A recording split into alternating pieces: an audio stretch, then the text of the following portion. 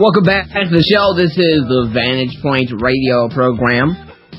Your geopolitical panoramic view, getting out and above the fray and the madness. Get a little bit of better of a fresh perspective. And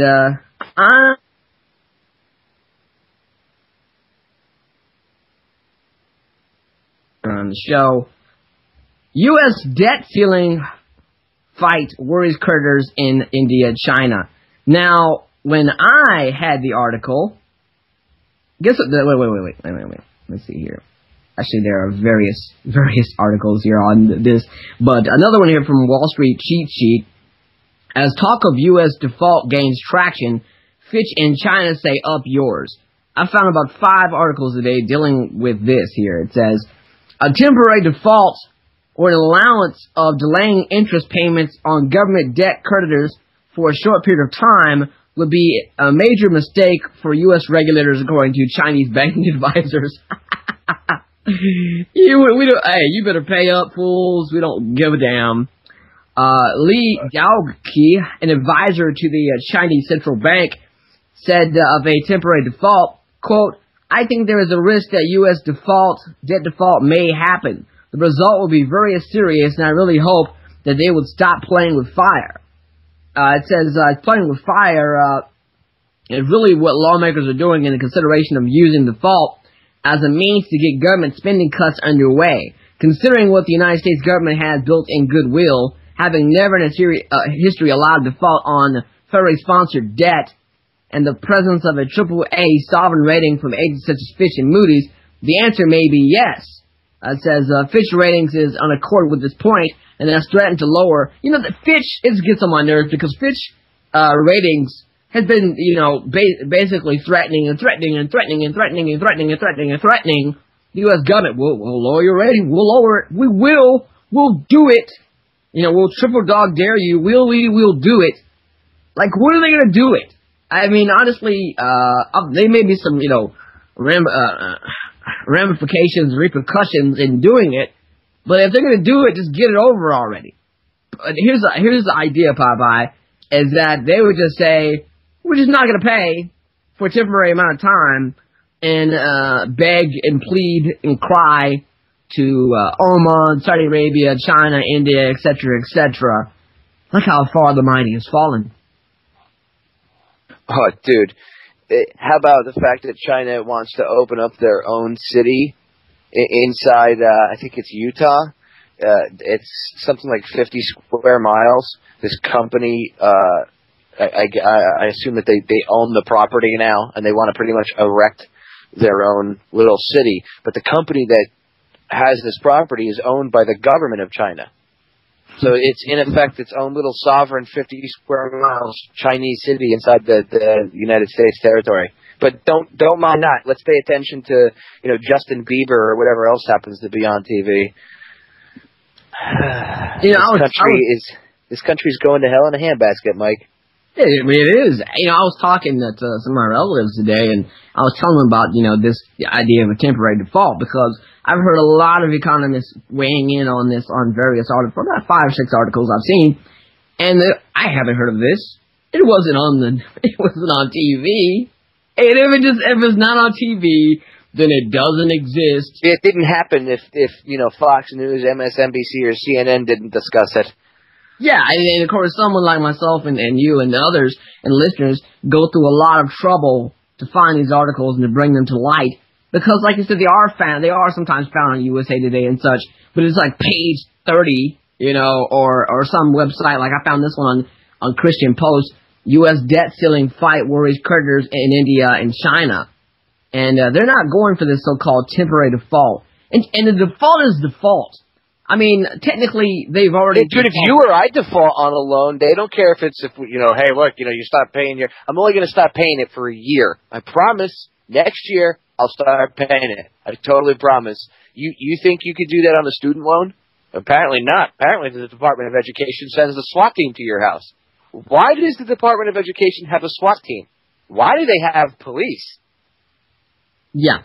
Why? I saw that article also, but also saw an article a couple of years ago where they talked about the IRS agents having armed treasury teams and SWAT teams at their disposal. And so now, we're going into the sort of, not only receivership, but the idea of debtors' prisons. They're not going to call it debtors' prisons, but now, now when you owe, you go.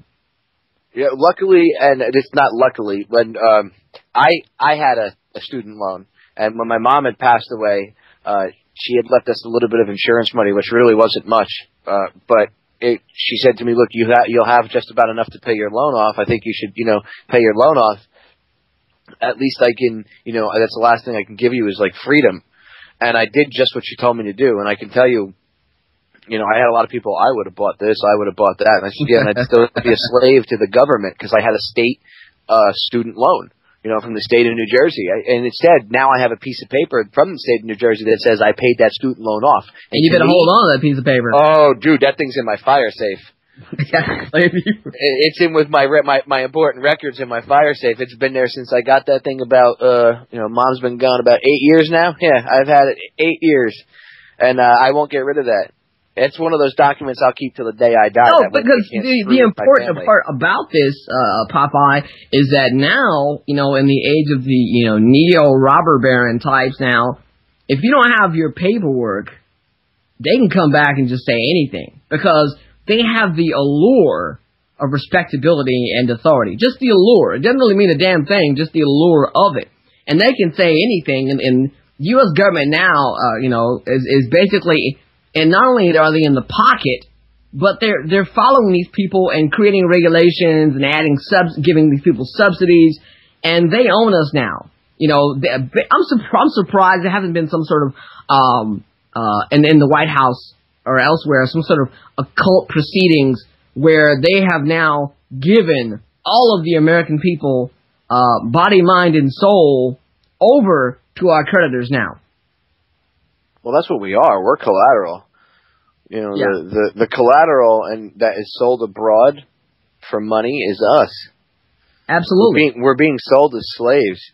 You think I can just go over to Europe, take all my money out of my bank, and go over to Europe and say, well, I like euros better? No. I mean, you could, but you'll lose your arm and a leg. Yes. In the process, because you're going to have to pay somebody to convert it over and everything else. And also, I'm sure the IRS and everybody else would want a little taste. I mean, they'll be, dude. First of all, you couldn't take all your money out at one point. If you had $100,000 in the bank, you'd have to take it out at like $4,500 increments. Otherwise, and you could only do that so many times in a month before the government gets on you and says, "Ooh, why are you?" You'll literally get visited by like the FBI. Hey, I noticed you've been taking. You withdrew $35,000 from your bank account. You had $100,000 in there. Could you tell me why you took that out? No, it's none of your goddamn. None of your friggin' business. But that's the thing, though, right? Is that we put our money in the banks. Okay, they make money off of what we put in. If we want to take it out, like say during sometimes like the countrywide bank run, they'll put police over by the ATMs. So that you don't take all your money out. I mean, this is crazy.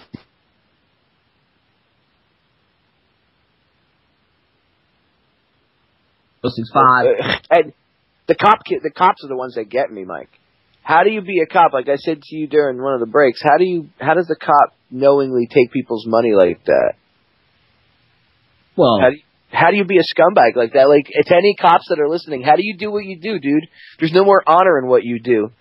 When I was a kid, I used to want to be one of you, and I totally would never, ever be a cop because I wouldn't lower myself to that. I'd rather be a janitor first, honestly. Well, think about it. Now that, a lot of people are getting to the point of just a subsistence level, a lot of people will do anything to get a little piece of this system. They'll be a thug. They'll be a toady. Well, see, that's what it is because they feel like they're going to be, taken care of. The thing is, you're not, man. Go research history. Look what happened to Hitler's brown shirts. They posed a threat to the German army, and the German general said, we'll fight wars for you, but they gotta go. And Hitler went, okay, no problem. So you don't think that these people would do the same thing to you? Hitler was one of them. Disposable pawns, man. And Kissinger said it, right? He called military men and women dogs and pawns. Absolutely. Well, we'll come up to the break. I'll see you, Wayne, there in Farley. I'll pick you right back up here on the other side. Stick around. Don't go anywhere. VantagePointRadio.com. Me and Popeye are rolling into the second hour.